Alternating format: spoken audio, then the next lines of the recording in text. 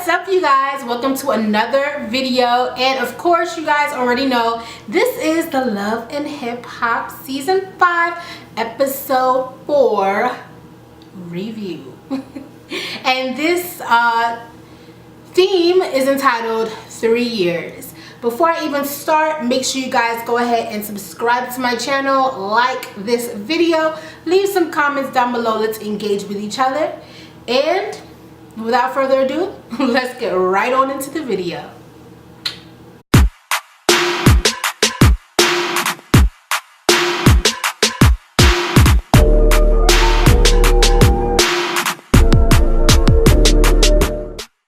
Alright, you guys, so in this episode we start off with seeing Tierra Marie, and it feels really good to see her. I don't think we saw her in the last 2 episodes. She was in the first episode, but I don't believe we saw her in the last 2 second and third episodes.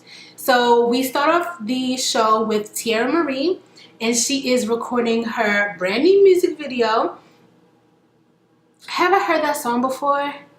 No, I have not heard it, but the song is called Vacation, and as we can see, the person over directing the director is her boyfriend Akbar. So we get introduced to Akbar. He is fairly attractive. He's pretty attractive, and Tierra Marie just describes that he's been there for her and she's really liking her new man, and she's talking about his accolades and what he's got and all that good stuff or whatever. So they basically take a break, and he asked her what happened to her the other night. She explains that she went out with Nikki Baby to a party. He's not feeling Nikki Baby, and to this day we really don't know why he's not feeling Nikki.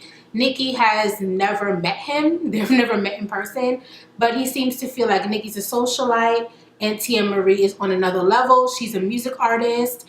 And then he asked her if she drank at the party that she went to with the Nikki Baby, and she said she didn't drink at that party. And he said, "What you mean you didn't drink at that party? So you was drinking at another party?" And she's like, "I got this. I'm good." She does say that he comes off a little bit overprotective, and I can definitely see that. You know, she said they met about 2 years ago. They ended up reconnecting after she came out of rehab, and the rest is history. And then they go on to go back to her talking about how she's going to yet another industry party, and she was invited to that industry party by Nikki Baby. He asked her, how the hell does Nikki Baby get invited to these projects and these parties when she's not even an artist? And she rubs shoulders with some good people, so she always gets invited to events. And Tierra Marie definitely states that she's going to go to the party and it's going to be all chill. People that are there need to see that she's working. So he just says, okay. They wrap it up. She goes back to the guy that, you know, she's doing the video with. And Akbar says, cut, cut, cut. They need real chemistry. So he gets in there, takes off his shirt, and does this scene with Tierra Marie. And now we're on to the next scene. So at the next scene, we're in the radio station, and this is Donatella's radio show. Donatella has Lyrica Anderson and Lyrica G both on the show at the same time, and she's basically saying that she wants to ask Lyrica Anderson about what's going on with Safari's Ding Dong because she heard that they were an item. Sis, you already know Lyrica Anderson is married to A1, so why would you even? But whatever, you know people love to be messy, so yeah. So she basically brings up Safari's Ding Dong, and then she also brings up this guy named J Will, who is supposedly a rapper, and he is supposed to be doing some type of show or whatever, but they breezed past that, put his name up there, so I just mentioned his name in the video as they mentioned him. So moving right on. Basically, Donatella brings up Safari's Ding Dong, and Lyrica tries to avoid the question by saying her man has a great ding dong, and she's just focused on her husband's ding dong and not Safari's.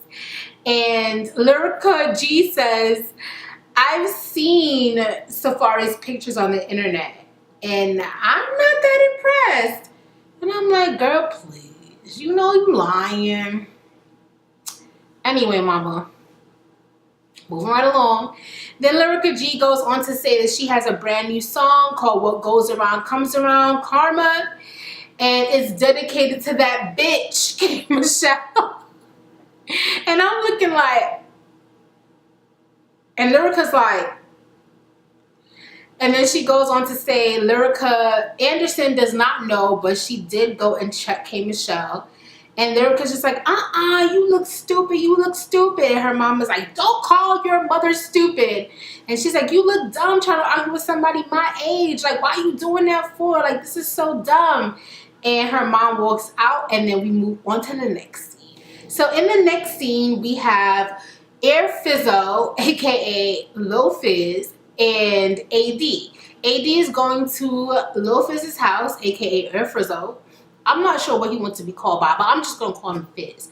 So AD goes up to Fizz's house, and she's basically going there to pick up Cam's, which is Moni's and Fizz's son, Cameron.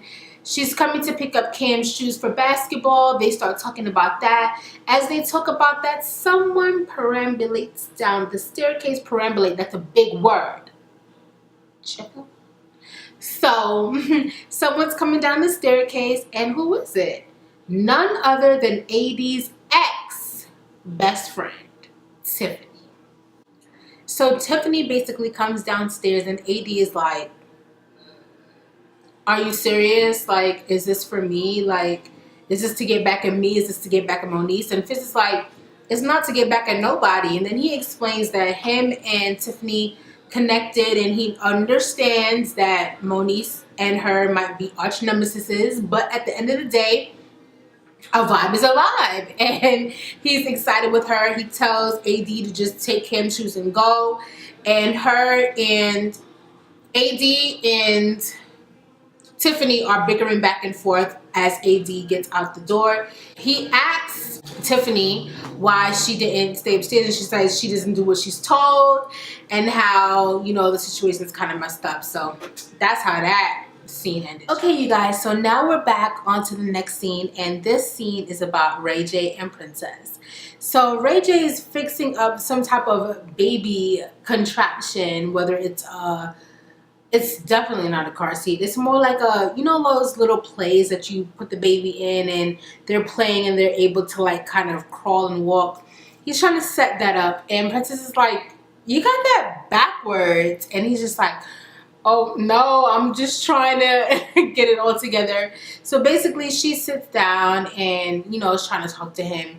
And he basically says, you know, I kind of spoke to Safari, and he basically admitted that he slept with Lyrica.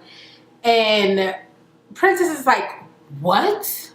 Are you serious? And he's just like, you know, yeah. And she's basically telling him to mind your business because it has nothing to do with you.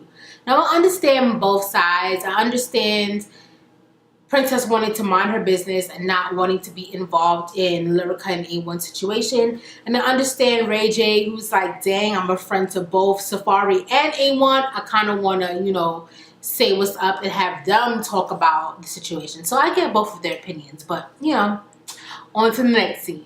So in the next scene, we have Brooke and Marcus. And Brooke and Marcus are sitting in the waiting room of the operation that she's about to have, which she's about to have a breast reduction, and she's also going to be taking some lumps out that were discovered in her breasts by the physician. So she's basically sitting in there kind of nervous, holding hands with Marcus and talking to Marcus. He's just reassuring her that he's going to be there no matter what the situation may be. Now we kind of pan over to Solo Lucci. So Solo Lucci is having another party. And it seems like Solo Lucci's been partying a lot.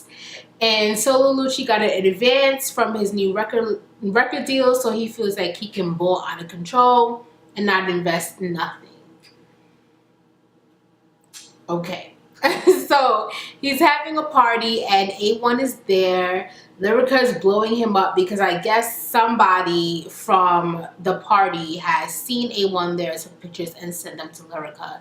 So she's blowing up A1 like, oh, you at this party with these, you know, women, whatever. So now we're basically seeing Tierra Marie, Paris, and Miss Nikki Baby outside at the party, kind of talking, chatting it up with each other, kind of getting to know what is going on with each other. Basically, Tierra Marie says that she's so happy. She's in love with this new guy. His name is Akbar. He's got this, he's got that, he's gay. And Paris is like, oh, okay, that's good. And as well, Miss Nikki Baby is very happy for her. Now, what ends up happening is Akbar shows up. And not only does Akbar show up, Akbar decides that he wants to act a dang gone fool by basically calling out Miss Nikki Baby, saying Miss Nikki Baby is not the type of person that he feels that Tierra Marie should be hanging out with. And it's kind of unfair. Miss Nikki Baby's like, what are you talking about? And he's like, he's been there for her since she's been in rehab. And Miss Nikki Baby was like, I was there before she was in rehab. Basically saying that she was one of the ones who helped Tierra Marie progress along her way to, you know, getting clean from alcohol abuse. And basically Akbar is really upset. He's basically saying that he is not here for Miss Nikki Baby and how he feels like Miss Nikki Baby is a bad influence. He tells Tierra to come with him. Let's go. It's time to go home. Miss Nikki Baby is like, you don't need to be afraid of him, Tierra. She's like, oh, I'm not afraid of him, but I'm not afraid of him, but I'm gonna, you know.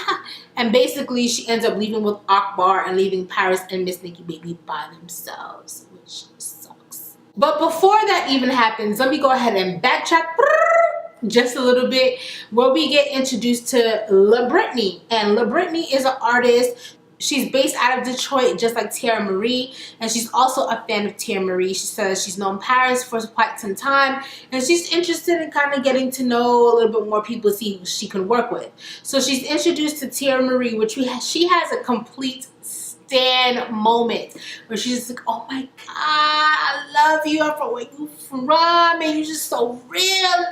Basically, she's a fan of Tierra Marie, and there's nothing wrong with that. Tierra Marie wishes her well in their music career. Now, Miss La Brittany is a pretty little girl. She walks inside and pans over to Solo Lucci, where she, you know, says, hey, this is Solo Lucci. He's giving her a hug. She introduced herself to A1. She says she wants to work with A1. And Solo Lucci basically vouches for her, saying, you know, she's dope. She got this, she got that. And he's like, oh, okay, mom, we vouch for you, so you should be good. And it seems like they're probably going to work together.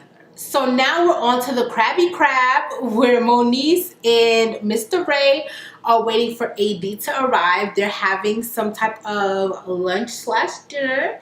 So they're eating some seafood and just waiting for AD.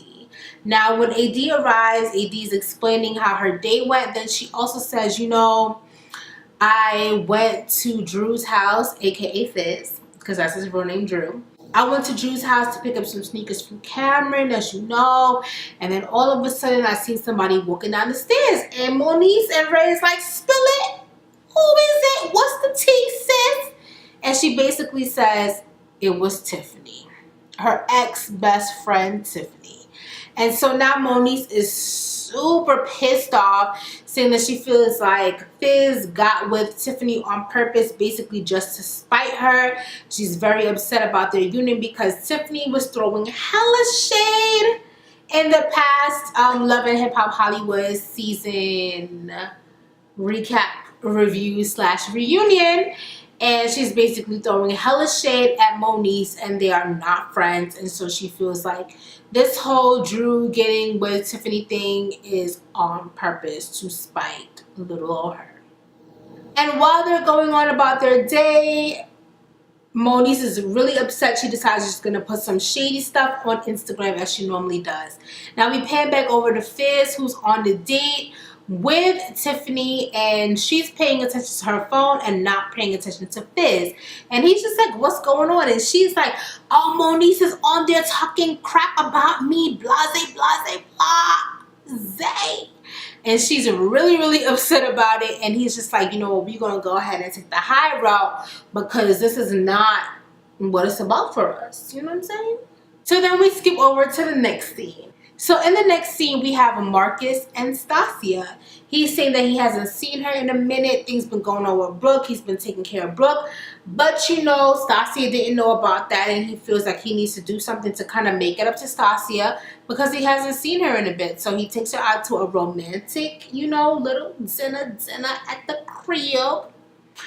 And he says he hasn't got a chance to spend a lot of time with her, so he wants to do that now. Stasia says that she wanted to talk to him, and she asks him, you know, what would you feel like, you know, if I was pregnant? And he's like, what? He basically wants no part of her pregnancy, sis. He wants no part of your pregnancy, sis. So he's basically like, no, this is not what was called for. This is not what we were supposed to be doing. You know, he's backtracking and popping. Shout out to James Caldwell for that. But he's definitely backtracking and popping when it comes to what's going on between him and Stasia. You know, so Stasia, he makes it seem like he's all there. You know, nothing can come between them. They're tighter than tight, is what he said when he was hugging her up and stuff. But you know, he don't really mean that. How he gonna explain that to Brooke? And Brooke is supposed to be A1 from day one. So you already know he's having some type of issues with being able to clear what's going on with Brooke from what's going on with Stasia. Since he's been getting really close to Stasia and her having a chance to probably be pregnant, even though she hadn't taken the test yet, it's just too much for Marcus at this point, and he's breaking down. So he says that he feels like he's caught way off guard. It's not something that he had in his mind, period. And he's basically trying to finesse her, so I'm gonna be tighter than tight as he hugs her up. And she's like, you know, because I don't know how you feel about me. He's like, yo, she's like, I don't even know if we tight. No, we tighter than tight. As he's hugging her. But we all know what that really means.